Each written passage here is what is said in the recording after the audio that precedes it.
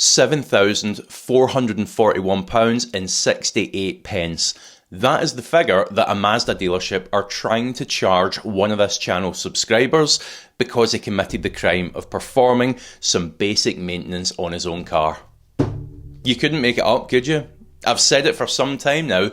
Manufacturers, they do not want us working on our own cars. It's why we see things like locked ECUs that require paid subscriptions. It's why we see specialised tools and electronics being necessary to perform basic maintenance tasks. This story today is just another example of that, and I think a particularly sinister one. Let me read you his email, we'll get a bit of context, and then we'll go into more detail.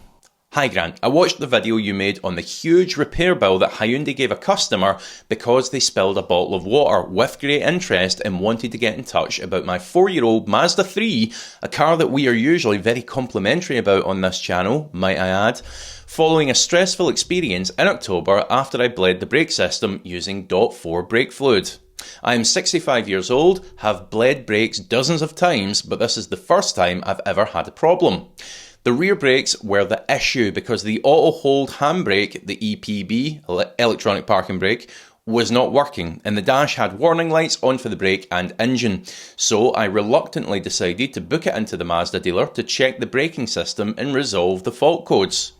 I was honest when questioned and explained that I had bled the system using .4 fluid by pumping the brake pedal, and they advised me that it would now need a new hydraulic brake booster because by using .4 it has damaged the internal seals and would cost me £7,441.68 to fix a new brake unit. I refused to believe their explanation and told them I would take the car to a local garage for a second opinion. Wise move. As I drove the car out of the dealership, I was expecting to still see warning lights and to have issues with the brakes, but the brakes were and still are working normally now, and all the warning lights have gone. But Mazda still insist I need to spend £7,500 for a new brake unit. I spoke to a local garage and the technician agreed with me that using .4 instead of .3 would make no difference to the internal seals because it is the same thing. The only difference is .4 has a higher boiling point. It is clear that main dealers are now lying to their customers in an attempt to boost their profits. Excellent channel, keep up the good work. Okay, so a lot to unpack here. I'll also add that he did include the invoice received from Mazda, which substantiates the £7,500 for a new brake unit, because according to them, his current one is now as good as scrap. They did also add to the quote, quite worryingly, he didn't mention this in the body of the email, but they did add to the quote that the car is not safe to drive at this point, a claim that becomes really quite hard to defend given that the owner has now been driving the car for several months since this without any further issues. So let's start with him bleeding the brakes then.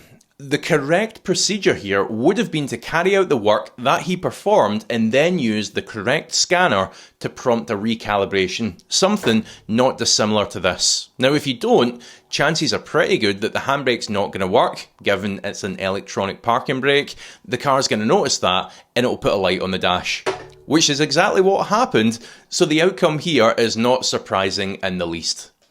What is surprising though is Mazda's stance. That because he used .4 fluid, somehow that brake booster is now completely ruined. I find that fascinating for two reasons. Firstly, brake fluid, as you might expect, is pretty heavily regulated stuff. The standard that applies to us here in the UK is this one. It dictates that .4 brake fluid is required to be chemically compatible with the same hydraulic systems as .3. Put simply, there is no evidence to suggest that adding .4 fluid will cause any damage whatsoever. Quite the contrary, actually.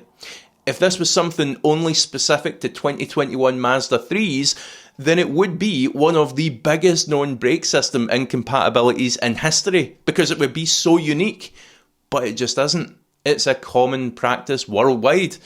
The differences between the fluids, as he mentioned from that second mechanic he spoke with, .4 has got a higher boiling point. It also has faster water absorption rates, so technically it should be changed out a bit more regularly, but in terms of compatibility, there's no issues there. Secondly, they also mention on that quote that the faults all indicate internal fluid leaks and or performance faults.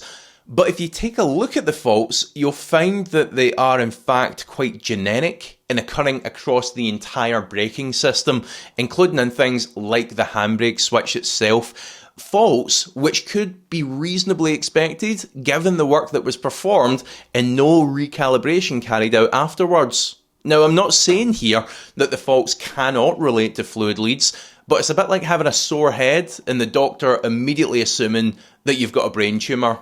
I mean, granted, it can't be ruled out, but it's likely far simpler and a whole lot less terminal than that. Now, the other thing is, this whole situation, as I mentioned, it's got the benefit of being several months down the line now, with the owner having experienced no other issues since Mazda recalibrated the brakes, which personally, I think is looking like all that was required here.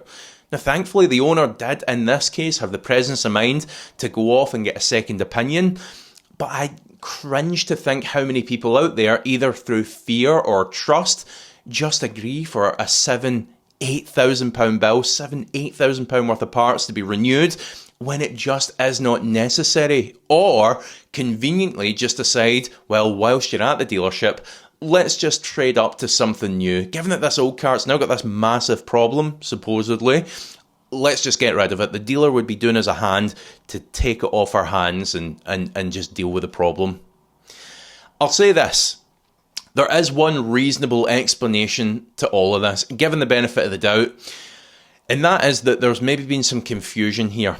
And the confusion has been with .5 fluid, which is entirely different. We're obviously talking about .3 and .4 here, which are compatible, as I say.